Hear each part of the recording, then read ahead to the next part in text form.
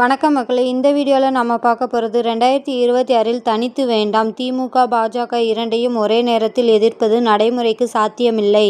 யதார்த்தத்தை உணர்ந்து கொண்டாரா விஜய்? 2031 தனித்து பார்த்துக்கிடலாம். இப்போது ஒரே ஒரு கேள்விதான், பாஜக கூட்டணியா காங்கிரஸ் கூட்டணியா? எது நடந்தாலும் ஆட்சி உறுதி.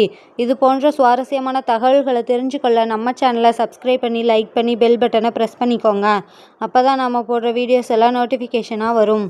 தமிழ்நாடு அரசியல் களம். விஜயின் தமிழக வெற்றி கழகம் என்ற கட்சி தொடங்கிய பிறகு புதியதொரு திருப்பத்தை எட்டியுள்ளதுன்னே சொல்லலாம்.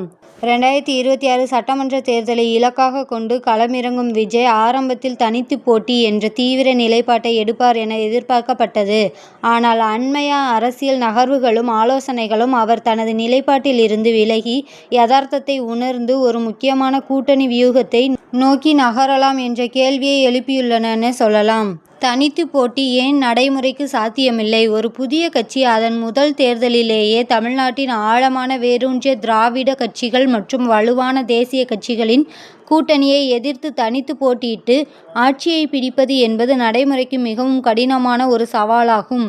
திமுக மற்றும் பாஜகவை ஒரே நேரத்தில் எதிர்ப்பது தாவேகாவின் ஆரம்ப இலக்கு. தமிழ்நாட்டின் தற்போதைய அதிகார மையமான திமுக மற்றும் தேசிய அளவில் வலுப்பெற்று வரும் பாஜக ஆகிய இரு துருவங்களையும் ஒரே நேரத்தில் எதிர்ப்பதாக கூறப்படுகிறது. ஆனால் திமுகவின் கட்டமைப்பும் ஆளும் பலமும் நீண்டகால அனுபவமும் எளிதில் அசைக்க முடியாதவை. அதேபோல் பாஜக தலைமையிலான தேசிய ஜனநாயக கூட்டணியில் உள்ள அதிமுக கணிசமான வாக்கு வங்கி மற்றும் பாஜகவின் தேசிய அரசியலின் பலம், நிதி ஆதாரம் மற்றும் ஊடக பலம் ஆகியவற்றை கொண்டுள்ளதுன்னே சொல்லலாம். இந்த இரு மாபெரும் சக்திகளையும் ஒரே நேரத்தில் தனித்து எதிர்கொண்டால் புதிய கட்சியான தாவேகாவின் வாக்குகள் பிரியவும் இரண்டாம் நிலை அல்லது மூன்றாம் நிலைக்கே தள்ளப்படவும் வாய்ப்புள்ளதுன்னே சொல்லலாம்.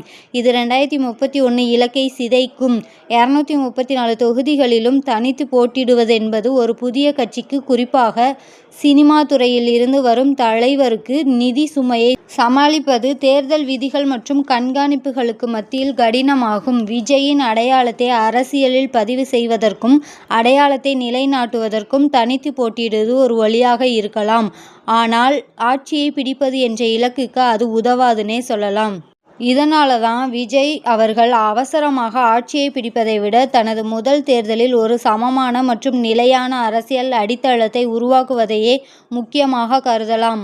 முதல் தேர்தலில் ஒரு வலுவான கூட்டணியில் அங்கம் வகிப்பதன் மூலம் தனது கட்சியின் நிஜமான வாக்கு வங்கி எவ்வளவு, களத்தில் உள்ள நிர்வாகிகள் பலம் என்ன என்பதை கணிக்க முடியும். கூட்டணியில் அங்கம் வகித்து வெற்றி பெற்றால் ஆட்சியின் ஒரு பகுதியாக செயல்பட முடியும். இது அரசின் செயல்பாடுகளில் அனுபவம் பெறவும் களத்தில் மக்களுக்கு நேரடியாக உதவவும் 2031 ஆண்டுக்கு தேவையான அரசியல் அதிகாரத்தை கற்றுக்கொள்ளவும் உதவும். ஒரு வலுவான கூட்டணி கட்சியுடன் இணைந்து தேர்தலை சந்தித்தால் மக்கள் மத்தியில் தாவேகாவின் பிம்பம் எளிதில் சேதமடையாமல் அனைவரையும் ஒன்றிணைக்கும் மாற்று சக்தி என்ற அடையாளத்தை நிலைநிறுத்த முடியும். 5 ஆண்டு ஆட்சியில் மக்களிடம் நல்ல பெயர் வாங்கினால் 2031 ஆண்டில் தனித்து ஆட்சி அமைப்பதற்கு ஒரு வாய்ப்பாக அமையும் என்று எதிர்பார்க்கப்படுகிறது. விஜய் அவர்கள் தனித்து போட்டியிடும் முடிவில் இருந்து விலகி ஒரு பிரதான கட்சியுடன் கூட்டணி வைப்பது என்ற யதார்த்தமான முடிவுக்கு வந்தால் அவருக்கு முன் உள்ள பிரதான வாய்ப்புகள் 2 மட்டுமே. ஒன்று, அதிமுக பாஜகவுடன் கூட்டணி வைப்பது. இந்த கூட்டணியில் இணைந்தால் தேசிய அளவில் ஆட்சியில் இருக்கும் பாஜக ஆதரவு மற்றும் மாநில அளவில் கட்டமைப்பில் வலுவாக இருக்கும் அதிமுகவின் ஆதரவு கிடைக்கும். முக்கியமாக பூத் கமிட்டி ஆதரவு சிறப்பாக கிடைக்கும் என்று எதிர்பார்க்கப்படுகிறது. ஆனால் அதே நேரத்தில் பாஜகவுடன் கூட்டணி வைத்தால் தமிழ்நாட்டில் உள்ள கணிசமான சிறுபான்மையினர் வாக்குகள் மற்றும் திராவிட ஆதரவாளர்களின் வாக்குகள் முழுமையாக தாவேகாவை விட்டு விலக வாய்ப்புள்ளதுன்னே சொல்லலாம். இது விஜய்க்கு ஒரு பாதிப்பு என்பதையும் மறுக்க முடியாது. அதேபோல் முதல்வர் பதவி கிடைக்காவிட்டால் கூட்டணியில் விஜய் ஒரு 2ஆம் கட்ட தலைவராகிவிடவும் வாய்ப்பு உண்டு. ஒருவேளை விஜய் அவர்கள் காங்கிரஸ் கட்சியுடன் இணைந்தால் தாவேகாவின் மதச்சார்பற்ற பிம்பம் வலுப்பெறும். இது சிறுபான்மையினர் வாக்குகளை பெறுவதற்கு சாதகமாக இருக்கும். திமுகவுக்கு எதிரான தாவேகா காங்கிரசின் கூட்டணி திராவிட களத்தில் ஒரு மாற்று சக்தியாக நிலைநிறுத்த உதவும். தேசிய அளவில் பலவீனமாக இருக்கும் காங்கிரசுடன் கூட்டணி அமைத்தால் மாநில அளவில் அந்த கூட்டணிக்கு தலைமை ஏற்கும் வாய்ப்பு விஜய் அவர்களுக்குத்தான் கிடைக்கும். முதல்வர் வேட்பாளராகவும் விஜயை அறிவிக்கலாம். தாவேகா காங்கிரஸ் கூட்டணி அமைந்தால் விஜய் அவர்களின் இளைஞர்கள் பட்டாளம், சிறுபான்மையர் மற்றும் திராவிட கட்சிகளின் எதிர்ப்பு ஓட்டுகளை மொத்தமாக அள்ளி ஆட்சி அமைக்கவும் வாய்ப்பு உண்டு. ஆட்சி உறுதி இல்லாமை காங்கிரஸ் தலைமையிலான கூட்டணி என்பது திமுகவின் பலத்தை முறியடித்து ஆட்சியை பிடிக்கும் அளவுக்கு வலுவாக இருக்குமா என்பது சந்தேகம்.